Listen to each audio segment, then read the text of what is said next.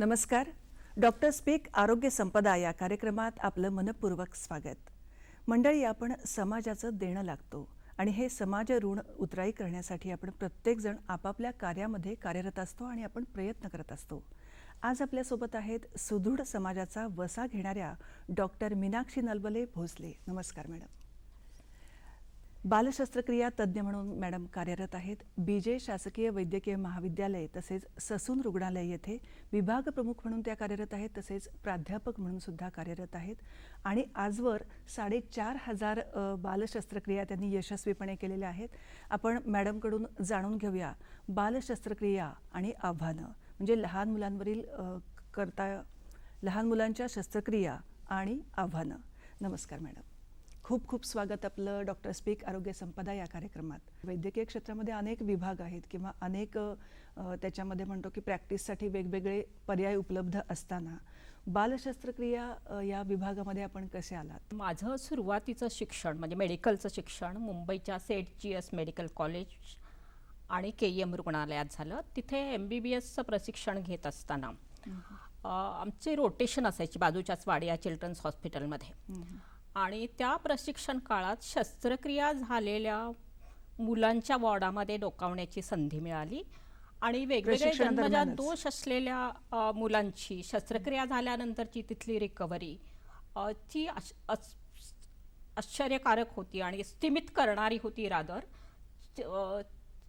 ही मुलं जर बरं वाटलं, थोडंसं जरी बरं वाटलं तरी ती पूर्ववत बसतात, खेळतात, झोपून राहत नाहीत किंवा मला त्रास होतोय हे कधीच जाणवत नाही त्यांच्या चेहऱ्यावर बघून.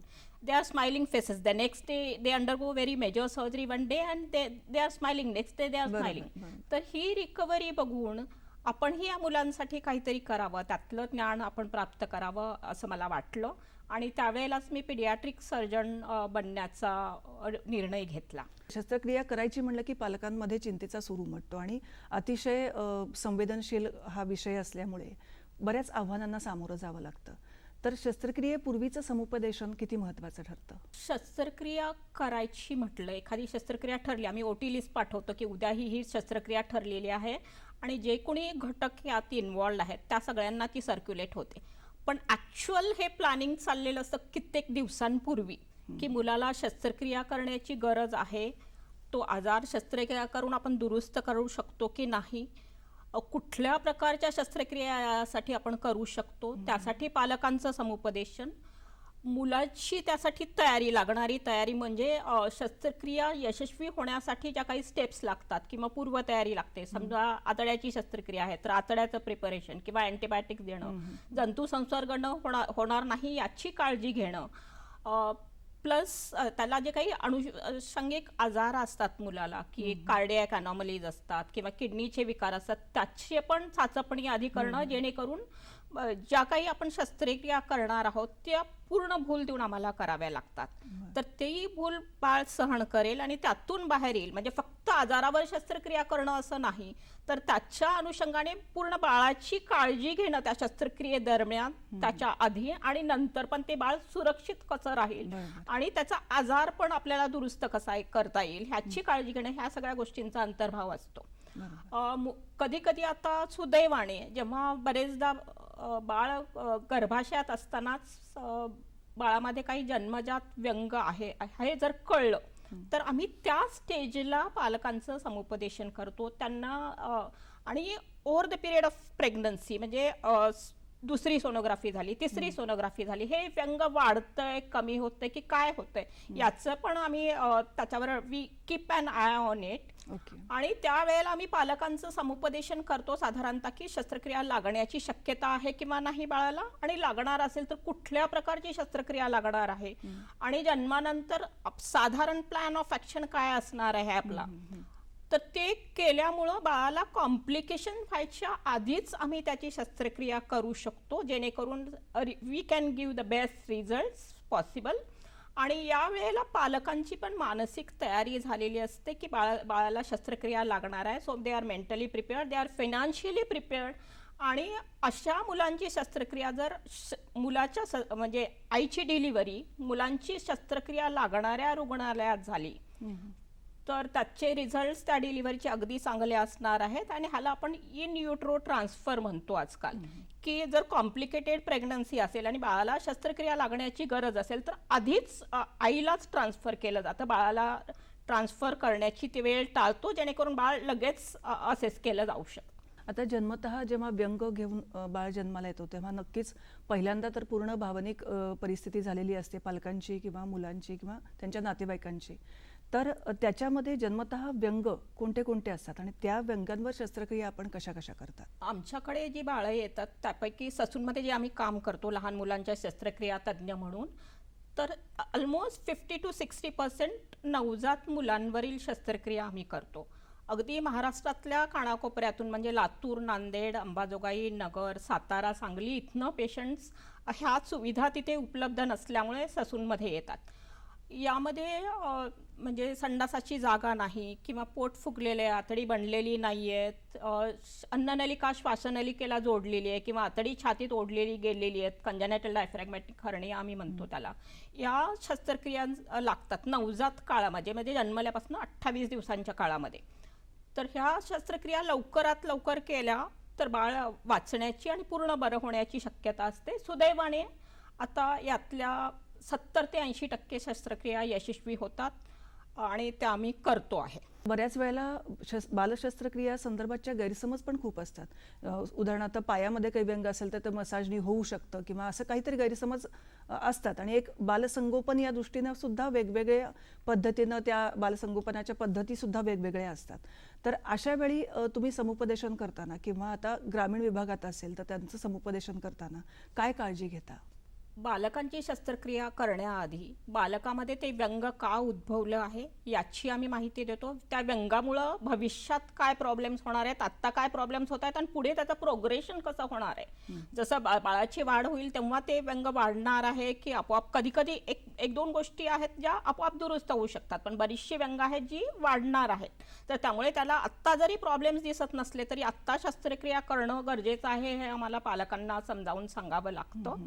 त्यांची मेंटॅलिटी आधी तयार करावी लागते आणि पूर्वकल्पना द्यावी लागते. आणि इतर काही वेळेला आम्ही त्यांना इतर बालकं दाखवतो की अशा शस्त्रक्रियेतून जी बाहेर पडतायत, रिकवर होत आहेत, आमच्या वॉर्डांमध्ये we let them visit the ward, आणि ते मेंटली प्रिपेअर होतात बरेचदा. आणि आता आजकाल सुदैवाने यातले धोके पण कमी झालेले आहेत, कारण भूलशास्त्रामध्ये ॲनास्थेशियामध्ये खूप प्रगती झालेली आहे. आमची we have a very good team of anesthetists at Sassoon who take care of the child while we are operating. म्हणजे आम्ही शस्त्रक्रियेवर पूर्ण कॉन्सन्ट्रेट करू शकतो. म्हणजे बाळाच्या जीवाला धोका आहे की नाही ह्याची आम्हाला काळजी करायची गरज नाही, कारण आमचे ते कलिग्स त्याची काळजी करत असतात. त्यावेळेला we can fully concentrate on the surgery. बालशस्त्रक्रिया विभागाचा पहिला विभाग जो आहे तो ससूनमध्ये झालेला आहे, बरोबर? म्हणजे आधी पूर्वी अस्तित्वात नव्हता. जे मध्ये हा विभाग अस्तित्वात आहे गेल्या 50 वर्षापासून, पण ससूनमध्ये हा विभाग नव्हता. मी 2006 मार्चमध्ये ससूनमध्ये जॉईन झाले तेव्हा म्हणजे एक बेड देखील आमच्या या विभागाचा अस्तित्वात नव्हता. Gradually over period of the time हा विभाग म्हणजे आम्ही सुरू केलेला आहे अविरत कष्ट करून. आणि आता मला आनंद वाटतो हे सांगायला की वी हॅव अ फुल फ्लेज department with 9 people who are dedicatedly doing the work, आणि 24 तास आम्ही बालकांना या सेवा आता देऊ शकतो. याखेरीज MCH पीडियाट्रिक सर्जरी या विषयाचं प्रशिक्षण देखील आम्ही आता ससूनमध्ये देऊ शकतोय आणि त्याची आमची 5वी बॅच आता स्टुडंट्स ॲडमिट झालेले आहेत, जेणेकरून हे तज्ज्ञ पुढे महाराष्ट्रात किंवा इतर भागात जाऊन मुलांना सेवा देऊ शकतील.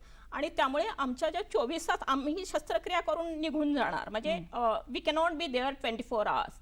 तर ही मुलं असल्यामुळे रेसिडेंट डॉक्टर्स आपण ज्यांना म्हणतो, ती पीडियाट्रिक सर्जरी किंवा बालशस्त्रक्रिया या विषयातले रेसिडेंट डॉक्टर्स देखील आता ससूनमध्ये उपलब्ध आहेत. ही मोठी म्हणजे आय थिंक अचिव्हमेंट म्हणता येईल. बरोबर. डॉक्टर स्पीक आरोग्य संपदा या कार्यक्रमामध्ये आपण परत भेटणार आहोत आणि बालशस्त्रक्रियेविषयी अधिक माहिती घेणार आहोत विश्रांतीनंतर. डॉक्टर स्पीक आरोग्य संपदा कार्यक्रमात पुन्हा एकदा स्वागत. आपण बोलतोय बालशस्त्रक्रियेविषयी आणि आपल्यासोबत आहेत डॉक्टर मीनाक्षी नलबले भोसले. तर आपण पुन्हा एकदा बालशस्त्रक्रियेविषयी बोलूया. तर कोणत्या शस्त्रक्रियेच्या पद्धती आता सध्या आधुनिक काळामध्ये अस्तित्वात आल्या आणि पूर्वी तुम्ही केलेली शस्त्रक्रिया म्हणजे पहिली शस्त्रक्रिया आणि आत्ता काल परवा केलेली शस्त्रक्रिया यामध्ये कोणते बदल झालेले आहेत? शस्त्रक्रियाच्या पद्धती बऱ्याच आहेत. लहान मुलांमधल्या मेजर म्हणजे बऱ्याचशा शस्त्रक्रिया 40 ते 50 स्पेशली नवजात बालकांमधल्या ह्या आपल्याला ओपन सर्जरी पद्धतीने कराव्या लागतात, कारण त्यावेळेला जीवाला धोका असतो बाळाच्या.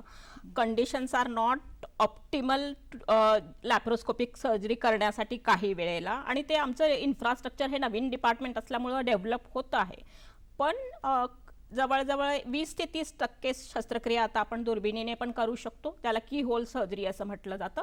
त्याच्यामध्ये पोटाच्या आणि छातीच्याही काही शस्त्रक्रियांचा समावेश होतो. म्हणजे पोटात पू झालेल्या छातीमध्ये किंवा एम्पायमा ज्याला म्हणतो, निमोनिया होऊन पोटामध्ये छातीमध्ये पू पसरलेला आहे, अशा केसेसमध्ये देखील आपण थोरॅकोस्कोपिक सर्जरीज आपण करतो. आणि आता आमच्याकडे लेझरचं पण ॲडिशन झालेलं आहे ससून डिपार्टमेंटमध्ये. लहान मुलांच्या मूत्रमार्गात बरेचदा पडदा असतो, मुलग्यांच्या विशेषतः, म्हणजे हा आजार फक्त मुलग्यांमध्ये आढळतो, जेणेकरून किडनीवर बॅक प्रेशर येतं लघवीचा निचरा न झाल्याने. तर ह्या शस्त्रक्रिया देखील आता आपण लेझर सर्जरी आम्ही ससूनमध्ये केलेली आहे आणि जवळजवळ 15 मुलांना या शस्त्रक्रियांचा आतापर्यंत फायदा झालेला आहे. आणि आता आमच्याकडे we are in the process of acquiring new equipment like harmonic, आणि ससूनमध्ये आता रोबोटची पण सुविधा उपलब्ध झालेली आहे. होप की आम्हाला लहान मुलांच्याही शस्त्रक्रिया आता रोबोटद्वारे करण्याची संधी लवकरच मिळेल. आम्ही त्यासाठी आमच्या डॉक्टरांचं आमचं प्रशिक्षण चालू आहे.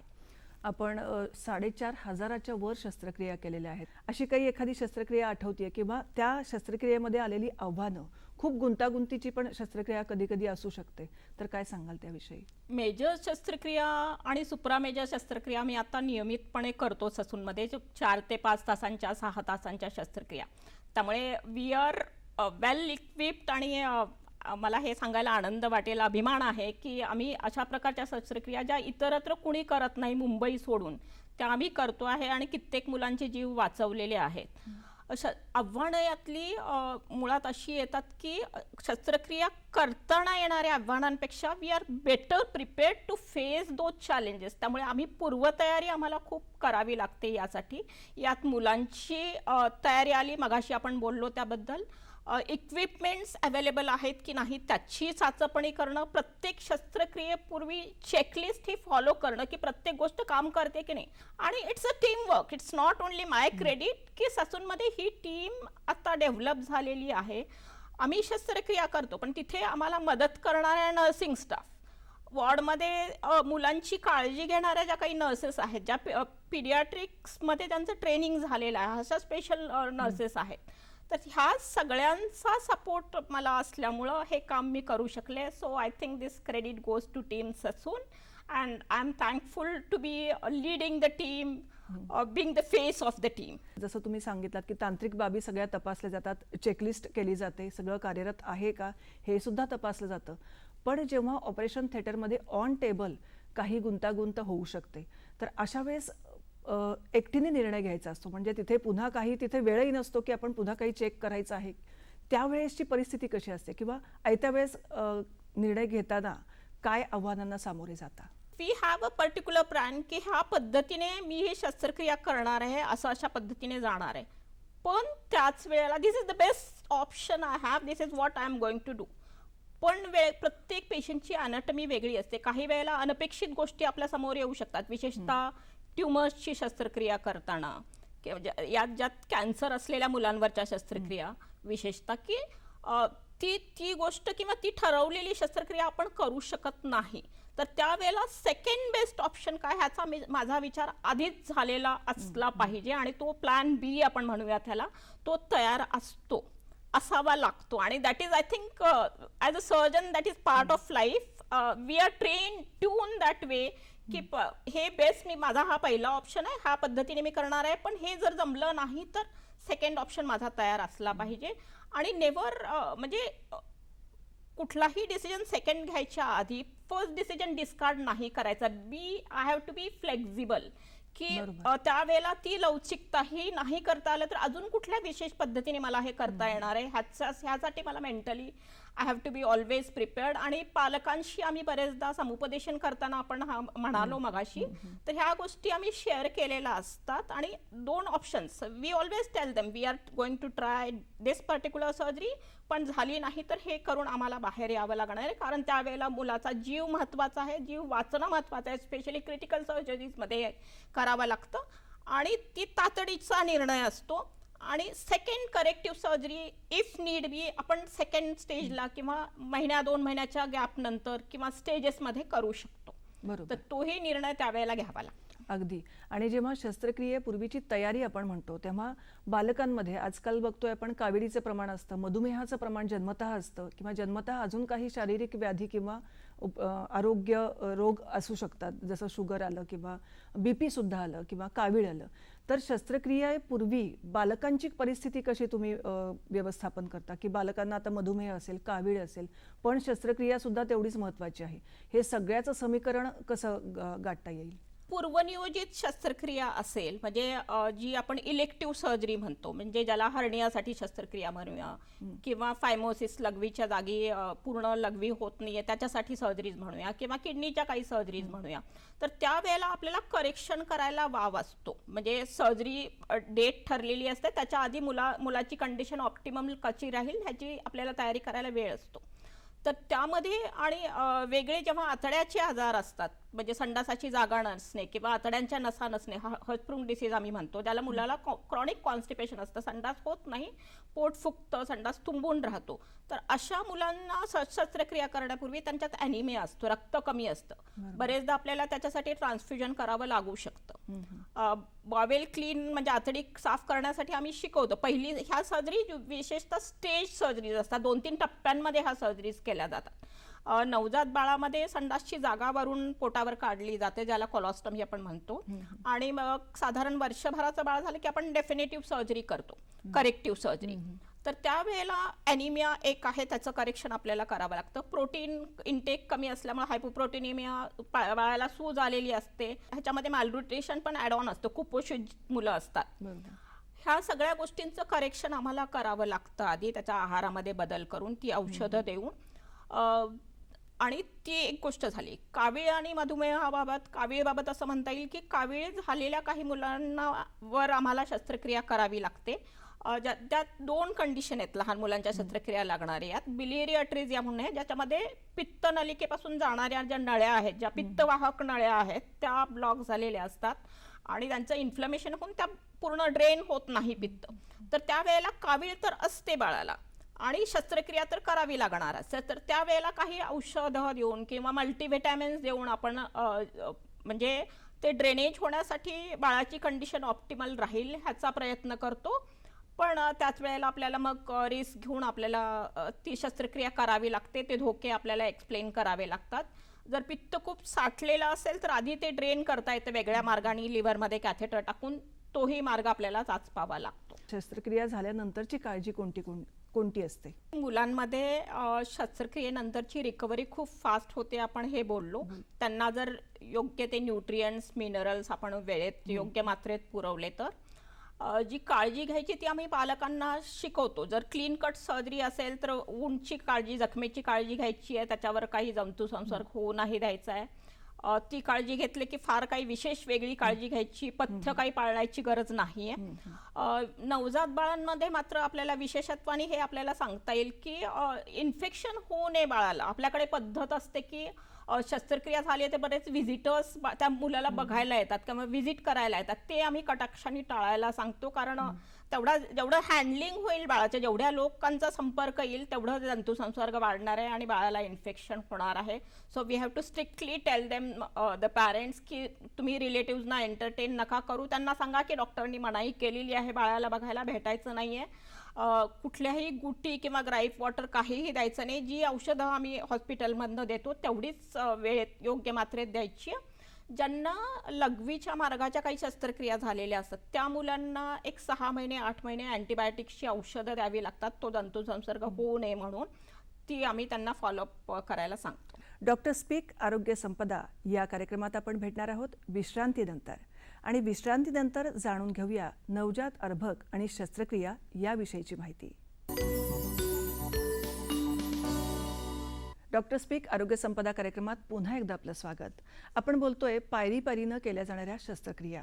मॅडम, मला सांगा की एकदा शस्त्रक्रिया आपण करतो, पण काही टप्प्याटप्प्यानं सुद्धा शस्त्रक्रिया केल्या जातात, त्या कोणत्या कोणत्या? मुलांमध्ये संडासाची जागा नसलेली मुलं आमच्याकडे बरीच येतात. म्हणजे जन्मलेल्या 3 ते 4 हजार मुलांपैकी एका मुलात हा जन्मदोष आढळतो.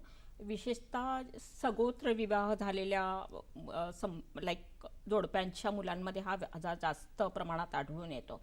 तर या सगोत्र म्हणजे एक ब्लड ग्रुप असणं असं वगैरे? सगोत्र म्हणजे नात्यामध्ये लग्न झालेलं. बरं बरं. म्हणजे आत्याचा मुलगा, मामाची मुलगी किंवा अशा प्रकारचे मावस भजीन कझिन्स मध्ये काही ह्याच्यामध्ये लग्न होतात, तर ते म्हणजे सगोत्र. तर त्यामध्ये अशा मुलग्यांमध्ये विशेषतः मुलग्यांमध्ये आपल्याला टप्प्याटप्प्याने म्हणजे 3 स्टेजेसमध्ये शस्त्रक्रिया कराव्या लागतात. नवजात काळामध्ये या मुलांवर आम्ही संडासाची जागा पोटावर काढतो कोलॉस्टॉमी करून.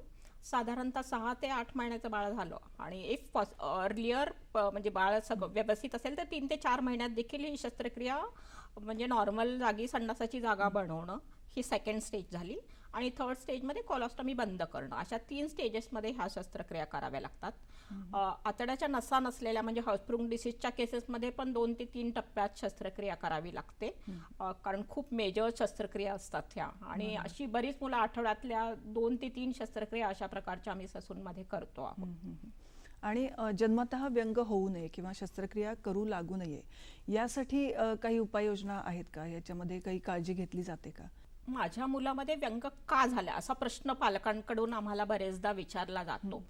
तर त्याचं एक असं ठरलेलं कारण नाहीये, पण जर विचार केला तर जेनेटिक फॅक्टर्स आहेत, मगाशी आपण म्हणालो सगोत्र विवाह पद्धती आहेत, एन्व्हायरमेंटल फॅक्टर्स आहेत, पोल्युशन आहे, किंवा आईमधल्या काही न्यूट्रिएंट्सची कमतरता म्हणजे विटॅमिन B12 म्हणा, काही मिनरल्सची कमतरता, आणि बरेच कार्सिनोजेनिक ड्रग्स, काही औषधं आई घेत असेल वेगळ्या कारणांसाठी तर त्याचाही परिणाम गर्भातल्या बाळावर होत असतो. आणि त्यामुळे आणि काही कारणं अजून आपल्याला ज्ञात नाही आहेत, रिसर्च इज ऑन गोईंग. तर या सगळ्यांचा परिणाम म्हणून बाळात व्यंग होत असतात. आता ते टाळणं पूर्णपणे सध्या आपल्या हातात नाही, पण लवकरात लवकर ते ओळखणं आणि जी काही उपचार करणं शक्य आहे ते आपण करू शकतो. आता जसं तुम्ही म्हणालात की व्यंग आपल्याला ओळखता येतं, पण होऊ नये म्हणून अजून काही कारणं आपल्याला सापडलेली नाही. इथे मी तुम्हाला इंटरप्ट करते की न्यूरल ट्यूब डिफेक्ट्स मध्ये म्हणजे असं आढळले की एका बाळात जर व्यंग असेल तर पुढच्या बाळात ते व्यंग होण्याची शक्यता कित्येक पटींनी वाढते नॉर्मल पॉप्युलेशन. म्हणजे 25% न्यूरल ट्यूब डिफेक्ट मध्ये म्हणजे मणक्याच्या हाडांशी निगडीत गाठ असते, हातापायाला जाणाऱ्या नसा तिकडे ब्लॉक झालेल्या असतात, पायाची ताकद कमी झालेली असते ह्या मुलांमध्ये, आणि कधी कधी त्यांना डोक्यामध्ये पाणी पण असतं. तर अशी मल्टिपल अनॉमलीज त्या बाळामध्ये होतात. शिवाय किडनीला सूज पण येते, मूत्राशयाचे प्रॉब्लेम्स असतात, लघवीचा कंट्रोल राहत नाही, संडासाचा कंट्रोल राहत नाही. तर मल्टी डिसिप्लिनरी ट्रीटमेंट ह्या मुलांना लागते. आणि साधारण लाईक ह्या प्रकारच्या मुलांना पूर्ण आपण नॉर्मल आयुष्य देऊ शकत नाही, यातल्या बऱ्याच मुलांना. तर त्यावेळेला मुलांमध्ये पुढच्या प्रेग्नन्सीमध्ये हे व्यंग होऊ नये यासाठी आईला फॉलिक ॲसिड सप्लिमेंटेशन आम्ही प्री प्रेग्नन्सी प्लॅन करायला सांगतो. आणि हे समुपदेशन होणं भारतात खूप गरजेचं आहे. इवन नॉर्मल जोडप्यांमध्ये विवाहपूर्व समुपदेशन वैद्यकीय दृष्ट्या ह्या गोष्टी होणं आणि काउन्सिलिंग होणं महत्वाचं आहे असं मला वाटतं. आता बदलती जीवनशैली आता होतीये, आता खूप जागतिकीकरण व्हायला लागले, बसून काम असतं, वर्क फ्रॉम होम असतं किंवा बऱ्याच काही गुंतागुंतीचे ताणतणाव असतात, मानसिक तणाव असतात. ही सगळी बदलती जीवनशैली आणि व्यंग याच्यावर काही परिणाम झालेला आहे का? मगाशी आपण बोललो ह्या विषयावर सविस्तर कुठल्या कुठल्या कारणाने व्यंग होतात. तर अजून एक दोन गोष्टी आपल्याला बोलता येईल की हायपोस्पिडिया एक अॅनॉमली आहे ज्याच्यामध्ये मुलग्यांमध्ये लघवीचा मार्ग नॉर्मल जागे न उघडता खालच्या दिशेने उघडतो, लिंगाच्या खालच्या बाजूला. तर हा मॅटर्नल हॉर्मोन्सच्या इफेक्टमुळं म्हणजे बाळ गर्भाशयात असताना जर हा इस्ट्रोजन हॉर्मोन्स काही कारणाने वाढले आणि मेल फिटस आहे, मेल बेबी आहे, आईमध्ये काही म्हणजे औषधं घेतली गेली किंवा त्याच्या आता बरेचदा आपण ऐकतो की म्हणजे आहारामधून बऱ्याच केमिकल्स आपल्या म्हणजे पोटात जात आहेत दररोज. तर त्या संप्रेरकांचा परिणाम होऊन पण मुलगामध्ये इस्ट्रोजनचं प्रमाण वाढल्यामुळं ह्या ॲनॉमलीज होऊ शकतात. तर ते असे जीवनशैलीशी निगडीत साधारणतः आजार आपल्याला म्हणता येईल. पण मुलांमध्ये असं फार मला नाही सांगता येणार. विशेषतः आता ओबॅसिटी आपण म्हणतोय की भारत आत्ताच्याच आर्थिक पाहणीमध्ये हे आढळले की Bharat is a capital which is unfortunate tag की ओबॅसिटी कॅपिटल होतंय आणि मुलांमध्ये पण हा प्रमाण वाढतं आहे कारण आपण त्याच्याकडे फार अजून लक्ष देत नाहीये जे देणं गरजेचं आहे असं मला वाटतं. बरोबर आहे. आणि आता भारतामध्ये अजून काही वैद्यकीय सुविधा किंवा काही तांत्रिक सुविधा असणं महत्वाचं वाटते का शस्त्रक्रियेसाठी? भारतापेक्षा मी महाराष्ट्राबद्दल बोलणं पसंत करेन इथे. जे पीडियाट्रिक सर्जरीचं युनिट आम्ही ससूनमध्ये चालू केलेलं आहे, रन करतो आहोत, त्या सुविधा प्रत्येक जिल्ह्याच्या ठिकाणी उपलब्ध होणं आवश्यक आहे. आता आपल्या महाराष्ट्र शासनाचा प्लॅन आहे, बऱ्याच जागी गव्हर्नमेंट मेडिकल कॉलेजेस प्रत्येक जिल्ह्याच्या ठिकाणी होत आहेत. पण पीडियाट्रिक सर्जरी लहान मुलांच्या शस्त्रक्रिया विभागाला म्हणावं तेवढं अजून महत्त्व दिलं गेलेलं नाही आहे. और whether it is not practical it's doubtful. पण ह्या सुविधा उपलब्ध होणं प्रत्येक ठिकाणी जिल्ह्याच्या, जेणेकरून दूरदूरहून मुलं पुण्याला यायची, त्यांना ससूनपर्यंत यायची गरज नाही पडणार आणि वेळेत त्यांना योग्य उपचार मिळतील. अजून बऱ्याच बालकांना ह्या सेवा उपलब्ध होऊ शकतील. दुसरी एक गोष्ट यातली की कुपोषणावर आपल्याकडे भर दिला जातोय, लहान मुलांच्या लसीकरणावर भर दिला जातोय, पण जन्मजात व्यंगांच्या निराकरणावर तितका म्हणावासा भर दिला जात नाहीये.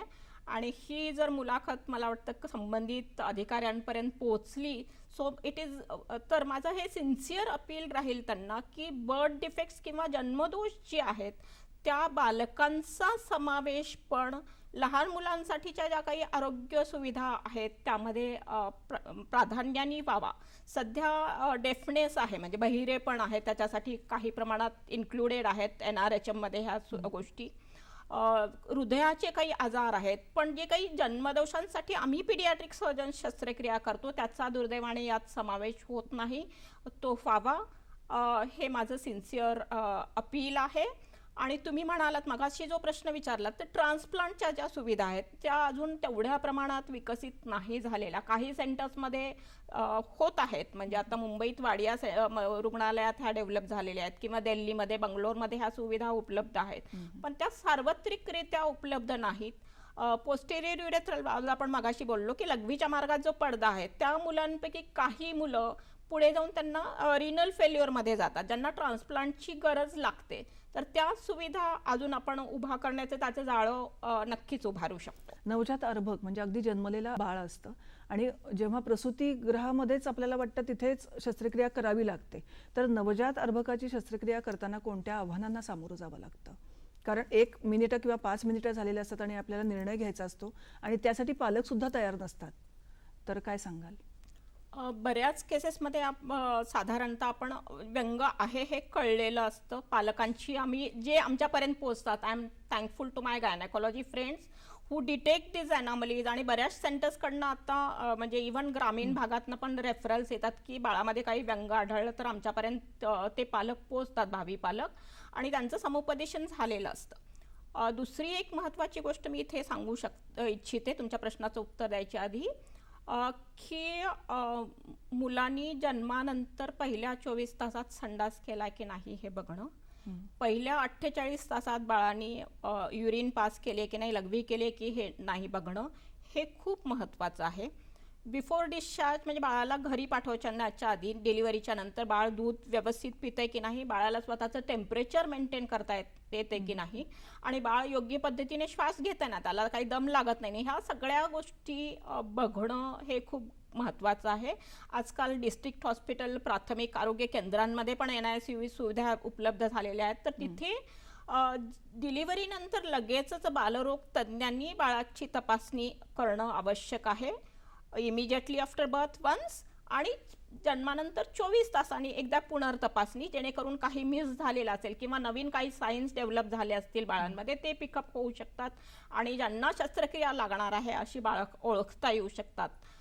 तर ही माहिती प्राथमिक आरोग्य केंद्रांपर्यंत आणि ज्या आरोग्य सेविका आहेत, आशा सेविका आहेत, त्यांच्यापर्यंत पोहोचणं महत्त्वाचं आहे. डॉक्टर स्पीक आरोग्य संपदा या कार्यक्रमात घेऊया एक छोटीशी विश्रांती, आणि विश्रांतीनंतर जाणून घेऊया नवजात अर्भकांच्या शस्त्रक्रियेविषयी. डॉक्टर स्पीक आरोग्य संपदा या कार्यक्रमात आपलं पुन्हा एकदा स्वागत. आपण बोलतोय नवजात अर्भक आणि शस्त्रक्रिया याविषयी. डॉक्टर मीनाक्षी आपल्यासोबत आहेत. नवजात अर्भक आणि कराव्या लागणाऱ्या शस्त्रक्रिया याबद्दल आपण विश्रांतीपूर्वी बोलत होतो, तर कृपया याची माहिती सांगावी. नवजात काळात म्हणजे जन्मल्याबरोबर पहिल्या 28 दिवसांच्या काळात कराव्या लागणाऱ्या शस्त्रक्रिया, यात प्रामुख्याने पहिल्या आठवड्यात जी आमच्याकडे जी मुलं येतात आणि त्यांच्यावर शस्त्रक्रिया कराव्या लागतात त्या प्रामुख्याने इमर्जन्सी शस्त्रक्रिया ह्या प्रकारातल्याच असतात.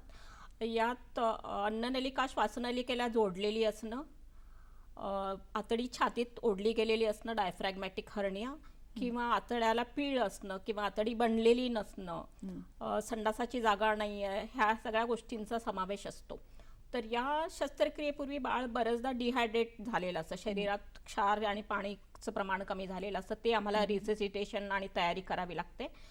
जंतुसंसर्ग टाळण्यासाठी आपण अँटीबायोटिक्स देतो, आणि हे करेक्शन झालं आणि जे अनॉमलीचं डायग्नोसिस झालं, जे काही एक्सरे, स्पेशल एक्सरेज लागणार आहेत ते करून, तर आपण बाळाला शस्त्रक्रियासाठी घेतो. ज्या मुलामध्ये एखादा व्यंग आहे, म्हणजे स्पेशली ट्रॅकिओएसॉफेजियल फिशुला, ह्या अनॉमलीमध्ये बाळाला हृदयरोग पण असण्याची शक्यता असते, किडनीचे प्रॉब्लेम्स असण्याची शक्यता असते, कारण त्या वयव प्रणाली जेव्हा गर्भात असताना डेव्हलप होत असतात त्या बऱ्याचशा डिफेक्टिव्ह असतात त्यावेळेला. तर दुसऱ्या अवयवाचे म्हणजे काही प्रॉब्लेम्स नाहीत ना ते जाणून घेणं, जेणेकरून बाळा बुलीतून बाहेर येईल, त्याची रिस्क कमीत कमी करता येईल, हा विचार आम्हाला प्रत्येक शस्त्रक्रियेपूर्वी करावा लागतो, आणि ते करून मग आम्ही शस्त्रक्रियेसाठी घेतो. बाळाचं टेम्परेचर कंट्रोल करण्याची क्षमता कमी असते, त्यामुळे हे मॉर्टॅलिटीचे पण एक कारण आहे. त्या गोष्टीची जर आम्ही काळजी घेतली नाही तर बाळ शस्त्रक्रिया यशस्वी जरी झाली, ऑपरेशन जरी यशस्वी झालं तरी ते बाळ वाचणार नाही, आम्ही त्या गोष्टीची काळजी नाही घेतली तर त्याचाही आम्हाला विचार करावा लागतो. आणि फॉर्च्युनेटली नाऊ ससूनमध्ये आम्ही ह्या गोष्टींचा अंतर्भाव केला आहे आमच्या रुटीनमध्ये, की फ्लूइड वॉर्मर म्हणजे जे काही सलाईन आपल्या बाळाला देतो आहे ते पण वॉर्म होऊन नॉर्मल टेम्परेचरचं होऊन जातं. बाळाला शस्त्रक्रियेपूर्वी ज्या ऑपरेशन टेबलवर आपण ठेवून करतो शस्त्रक्रिया, तिथेही आपण वॉर्म ब्लँकेटचा वापर करतो, जेणेकरून मेजर शस्त्रक्रिया झाली 5-6 तास जरी ह्या शस्त्रक्रिया चालल्या तरी रिकव्हरी होते, ते धोके कमी करता येत आहेत, त्याची आम्ही पुरेपूर काळजी घेतो आहोत. अशा काही शस्त्रक्रिया आहेत का की ज्या यशस्वी झाल्यानंतरचा आनंद किंवा एक आव्हानाला सामोरं जाऊन आपण यशस्वी झालो, याविषयी काही अनुभव सांगू शकाल? रिसेंट आता मी सांगते, आता एक 1.5-2 महिन्यापूर्वीची शस्त्रक्रिया, एक 2 वर्षाची मुलगी लातूर डिस्ट्रिक्टमधनं निलंगा औसा कुठनं तरी आलेली, वजन तिचं अवघं 5 किलो, 2 वर्षाची मुलगी, बसता येत नाही, चालता येत नाही, तिला आतड्यामध्ये पडदा होता, म्हणजे छोट्या आतड्यामध्ये, आणि जे खाल्लेलं पचत नव्हतं, त्यामुळे जे काही ती खात होती सारख्या उलट्या होतं, त्या अंगाला लागत नाही असं जे म्हणतो ते, म्हणजे, आणि ह्या पालक जवळजवळ 2 वर्ष वेगवेगळे दवाखाने फिरत होते, कुठेही डायग्नोसिस झालेलं नव्हतं, त्यांना योग्य ती ट्रीटमेंट नव्हती मिळाली. ते दिवाळीच्या आसपास ससूनमध्ये आले, तर ही कंडिशन आले तेव्हा आमचं निदान झालेलं नव्हतं, फक्त वॉमिटिंग अंडर इव्हॅल्युएशन, म्हणजे बाळाला उलटीचा त्रास आहे, हिरवी उलटी होत आहे आणि वजन वाढत नाही, एवढंच आम्हाला त्यावेळेला माहिती होती. तर तपासणी करणं, काय आजार आहे ह्याच्या बरोबरीनेच बाळाची कंडिशन कशी इम्प्रूव्ह करता येईल जेणेकरून शस्त्रक्रियेसाठी ते बाळ तयार होईल, ह्या गोष्टी आम्हाला सायमल्टेनियसली कराव्या लागतात. म्हणजे वेळ न दवडता, म्हणजे एकीकडे आम्ही इन्व्हेस्टिगेशन्स करतोय, सिटी स्कॅन, एक्सरे करतोय, तोपर्यंत मग हिमोग्लोबिन कमी आहे तर रक्त देणं, बाळ डिहायड्रेटेड होतं कारण 2 वर्षापूर्वीपासून परत परत वॉमिटिंग होत होते, ते योग्य ते सलाईन देणं, मल्टीव्हिटॅमिन्स देणं, प्रोटीन्स देणं, हे सगळं करून आम्ही एक साधारणतः 10 ते 15 दिवसात त्या मुलीची शस्त्रक्रिया केली. आणि शस्त्रक्रिया केल्यानंतर 4-5 दिवसातच ते बाळ बसून अशा आपल्या हाताने चमचाने खात होतं. किती छान. सो तो पालकांच्या चेहऱ्यावरचा जो आनंद आहे ना, जेव्हा ते इथे मुलांना घेऊन येतात त्यावेळेला त्यांना शाश्वती नसते की आपलं मूल वाचणार आहे का, काय होणार आहे. खूप भीतीच्या छायेखाली असतात ती, बाहेर वेगवेगळ्या त्यांना समुपदेशन जसं केलेलं असतं की खूप रिस्क खूप आहे आणि बाळ वाचण्याची शक्यता नाहीच, आम्ही देखील तेच सांगतो, पण आम्ही तो धोका कमीत कमी करायचा प्रयत्न करतो, ते आव्हान स्वीकारतो, ती शस्त्रक्रिया करतो आणि त्यातून जी रिकव्हरी होते, त्यातून जो आनंद मिळतो तो कुठल्याही पैशात मोजता येणारा नाही. आणि ते पालकांचे आनंदाश्रू बघितले की पूर्ण मेहनतीचा एक ताण असतो तो पूर्ण नाहीसा होत असेल. येस, हे मूल आता 2 महिन्याच्या नंतर शस्त्रक्रियाच्या, she is walking, she is running, she is got so छबी.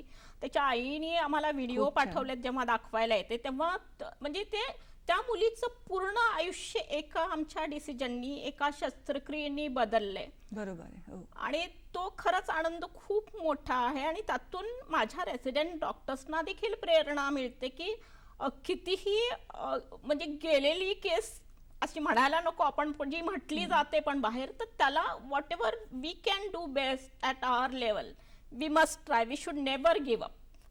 आणि ते पालक अक्षरशः, पालक किंवा आजी आजोबा तुमच्या पाया पडतात, म्हणजे तुम्हाला एवढं त्याचं क्रेडिट आहेच. म्हणजे तो माझा जरी म्हणजे रोजचं जरी काम असलं तरी it is something beyond our capability, we are going beyond that and doing the things.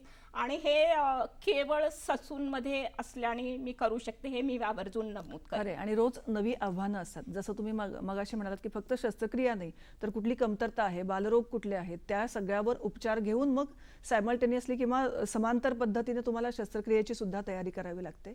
आणि असे करताना म्हणजे आता शस्त्रक्रिया असतील किंवा बालरोग असतील याविषयी बरेच गैरसमज असतात. म्हणजे पूर्वीचे लोक तर लवकर शस्त्रक्रियेला तयार सुद्धा व्हायचे नाहीत. तर असे काही गैरसमजुती आहेत का, किंवा पूर्वीच्या काळात म्हणतात आम्ही काही शस्त्रक्रिया वगैरे केल्या नाहीत पण आमचं बाळ ठीक झालं, पण ते योगायोगाने झालेलं असतं, पण काही गैरसमजुती आहेत का शस्त्रक्रियेला अनुसरून? सगळ्यात मोठी गैरसमज किंवा अडचण कुठे येते की they are not mentally prepared, किंवा त्यांना याची माहितीच नाहीये की हा मुलांचा शस्त्रक्रिया विभाग आहे, मुलांवर शस्त्रक्रिया होतात, त्या यशस्वी होतात आणि ते मूल पूर्ण नॉर्मल आयुष्य पुढे जगू शकतं, ह्याची जागृती करणं समाजात हे खूप गरजेचं आहे. माझंच उदाहरण सांगते. मी जेव्हा ससूनमध्ये पहिल्यांदा आले 2006 साली, मला विचारलं जायचं की तुम्ही नक्की काय काम करता, तुम्ही सर्जरीच्या अंडर आहात का पीडियाट्रिक्सच्या अंडर आहात. म्हणजे पीडियाट्रिक सर्जरी हा एक वेगळा विभाग आहे, स्वतंत्र शाखा आहे, याची देखील लोकांना माहिती नव्हती त्यावेळी. म्हणजे हा पीडियाट्रिक सर्जरीमध्ये आम्ही general surgery, MS general surgery हा अभ्यासक्रम, म्हणजे ज्याच्यात ॲडल्ट माणसांची शस्त्रक्रियेबद्दल शिकवला जातं, तो पूर्ण केलेलाच असतो. पण त्यानंतर 3 वर्षाचा स्पेशल अभ्यासक्रम असतो की मुलांमध्ये उद्भवणारे जन्मजात व्यंग करते, त्यामुळे मुलांच्या शरीरात कुठले दोष उत्पन्न होतात ते कसे करेक्ट करायचे, कुठल्या स्पेशल शस्त्रक्रिया लागतात, हा विशेष अभ्यासक्रम करावा लागतो. आणि हा एक सुपर स्पेशालिटी विभाग आहे पीडियाट्रिक सर्जरी ह्याची सामान्य जनात अजून माहिती नाहीये, ती होणं खूप गरजेचं आहे. आणि आता आपण मगाशी बोललो तसं अॅनेस्थेसिया क्षेत्रात खूप प्रगती झालेली आहे, ICU बॅकअप आमचं डेव्हलप झालेले आहे, टीम डेव्हलप झालेली आहे, त्यामुळे सक्सेस रेट जवळजवळ 80 ते 90% मी म्हणू शकेन मुलं शस्त्रक्रिया झालेली पूर्णपणे नॉर्मल आयुष्य जगू शकतात. आणि ज्यांना कोणाला गरज आहे त्यांनी नक्कीच हा डिसिजन लवकरात लवकर आणि वेळेत घ्यायला पाहिजे. शस्त्रक्रियेचा निर्णय जो आहे तो वेळेत घ्यायला पाहिजे. काही साथीचे रोग असतात किंवा संसर्गजन्य रोग असतात, किंवा आता करोना होऊन गेला, तर अशा वेळी कराव्या लागणाऱ्या काही शस्त्रक्रिया असतील त्या वेगळ्याच असतात. मला विचारायचं आहे की एड्स किंवा HIV बाधित जेव्हा स्त्री असते ती प्रसूत होते तेव्हा त्या अर्भकाला किंवा त्या नवजात बालकाला जर शस्त्रक्रियेला सामोरं जावं लागत असेल तर काय काळजी घ्यावी लागते? कोरोनाच्या काळात ही काही 2 ते 3 बालकांवर आम्ही शस्त्रक्रिया केलेल्या आहेत. त्यांच्यामध्ये आतडी एकमेकात घुसलेली होती आणि एकाला अपेंडिक्सचा त्रास होता. त्या शस्त्रक्रियाही यशस्वी केलेल्या आहेत ससूनमध्ये. HIV झालेल्या मातेला आता ससूनचं एड्स सेंटर खूप डेव्हलप झालेलं आहे. मातेला औषधं दिली जातात जेणेकरून बाळामध्ये तो संसर्ग होऊ नये यासाठी तो टाळण्याचा प्रयत्न केला जातो. सो आय डोंट थिंक त्याचे सर्जरीसाठी आम्हाला वेगळे प्रिकॉशन्स घ्यावे लागत नाहीत विशेष काही. पण मग ब्रेस्ट फिडिंग तिचं टाळलं जातं त्या केसेसमध्ये. त्यांना टॉप फीड्स द्यावे लागतात.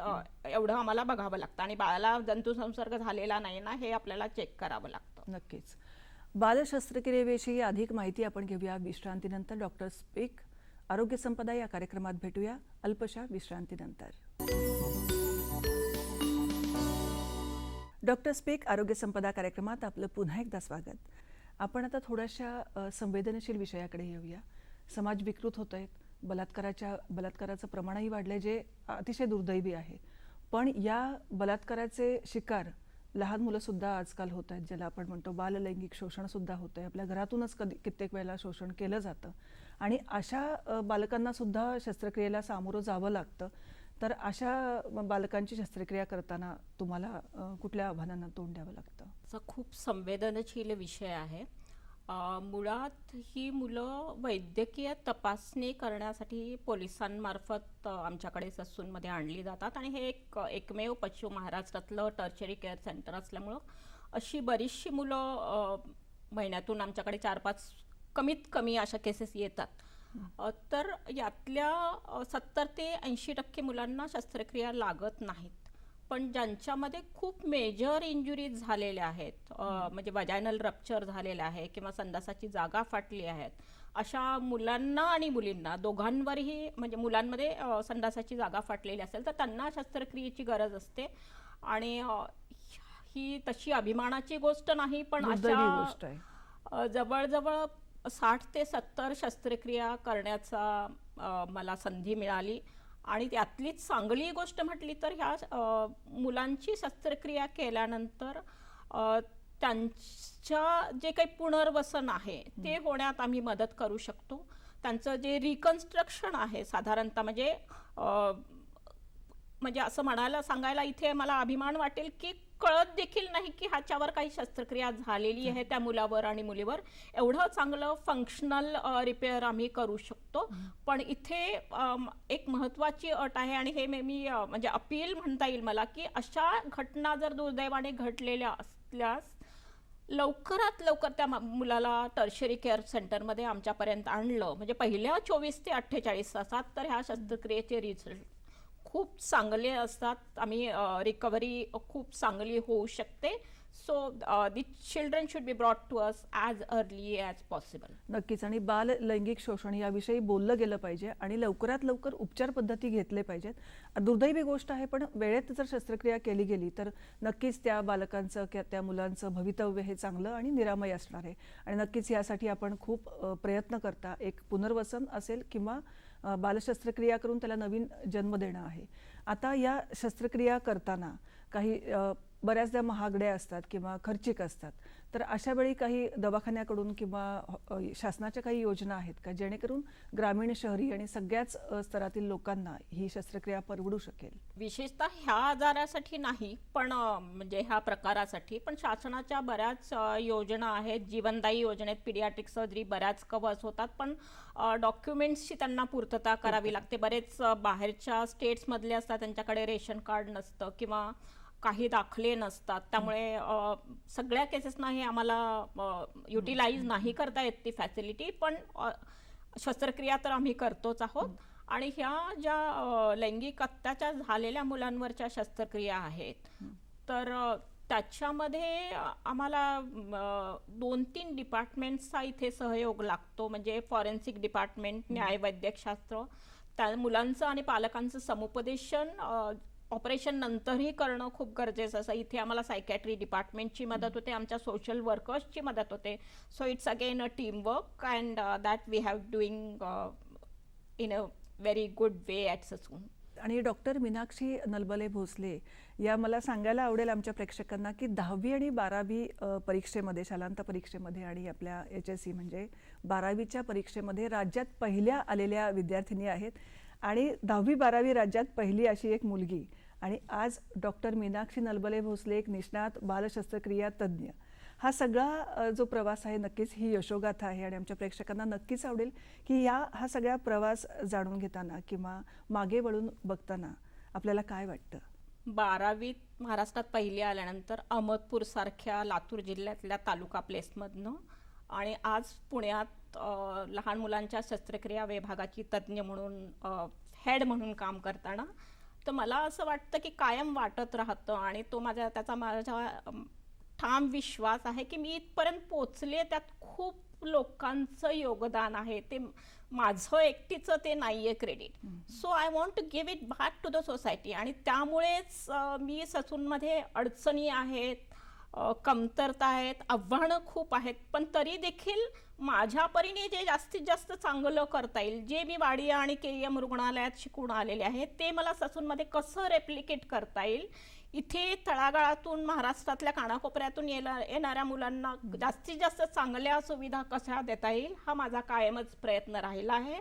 आणि त्यासाठी ससूनचं प्रशासन आणि अधिकाऱ्यांचा आणि आमच्या विभागातल्या अधिकाऱ्यांचाही बरेचदा मला पाठबळ मिळालेलं आहे आणि त्यांच्या पाठबळानेच हे डिपार्टमेंट अजून पुढे नेण्याचा माझा कायम प्रयत्न राहील. आता या क्षेत्रामध्ये येणाऱ्या काही विद्यार्थी असतील किंवा वैद्यकीय क्षेत्रामध्ये येणाऱ्या विद्यार्थी असतील आणि आमच्या प्रेक्षकांना तुम्ही काय सांगू इच्छिता, काय संदेश देऊ इच्छिता? तुम्ही काहीतरी बनण्याची वाट बघू नका समाजाचं देणं फेडताना किंवा काहीतरी समाजासाठी करताना. Whatever position you are, do the best whatever you can do. आणि ते समाजाची सेवा घडणार आहे त्यातून. असं नाही की मला समाजाची सेवा करण्यासाठी डॉक्टर बनायचं किंवा IAS ऑफिसर बनायचं. Whatever you are doing in that position, try to give your best. ते प्रामाणिकपणे करा.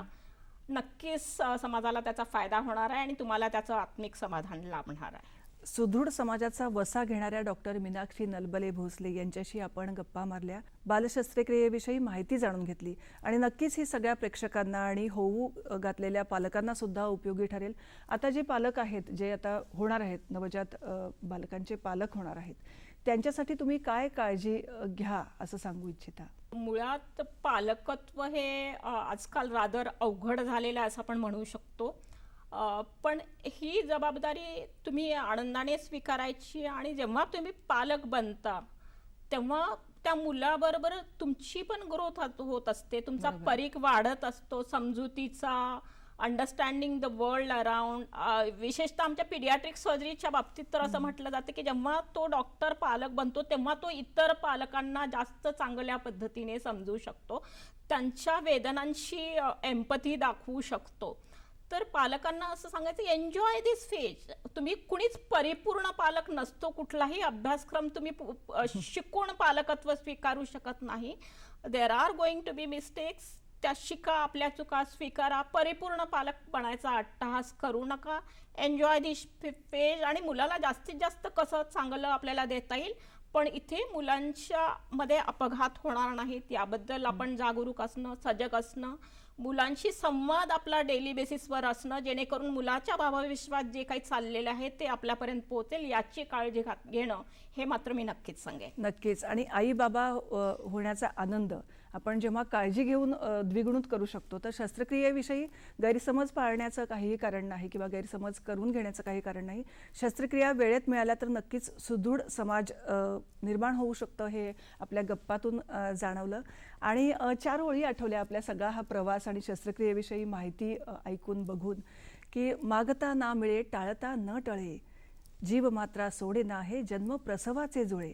जन्मप्रसव आपल्या हातात नाहीत, पण मला वाटतं जन्मानंतरचं सुदृढ जीवन हे नक्कीच आपल्या हातात आहे आणि म्हणूनच शस्त्रक्रिया करावी लागली तर काळजी करू नका. डॉक्टर मीनाक्षी नलबले भोसले, आज आपण आलात आणि डॉक्टर स्पीक आरोग्य संपदा या कार्यक्रमात आपण अतिशय उपयुक्त माहिती दिली, त्याबद्दल दूरदर्शनच्या वतीनं मी आपले आभार मानते. धन्यवाद. धन्यवाद.